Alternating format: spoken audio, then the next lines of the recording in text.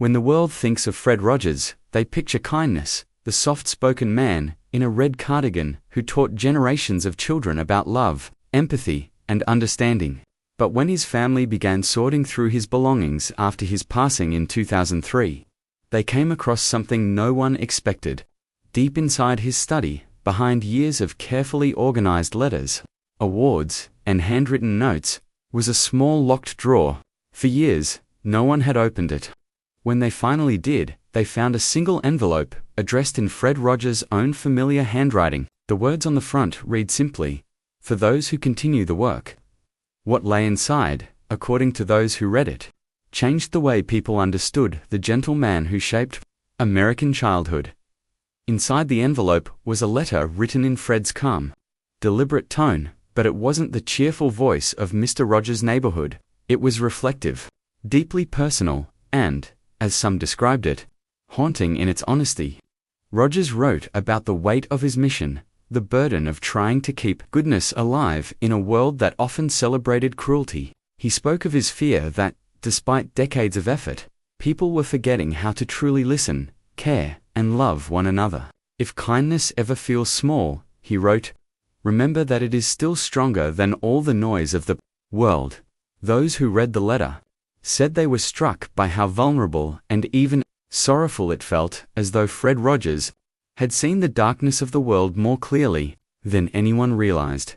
For most of his life, Rogers had been the symbol of hope. His television show wasn't just for children. It was a quiet rebellion against the Fospist, cynical culture growing around him. Every episode was carefully designed to make children feel seen, valued, and safe. But, as the letter revealed, Rogers sometimes wondered if his message was enough. He admitted to moments of doubt, nights when he couldn't sleep, worried that children were growing up in a world too harsh for gentleness to survive. I've tried to teach that love is at the root of everything, he wrote.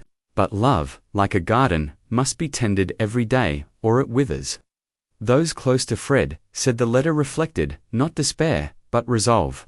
He was reminding those who came after him, teachers, parents, storytellers, to keep nurturing the light he had worked so hard to share.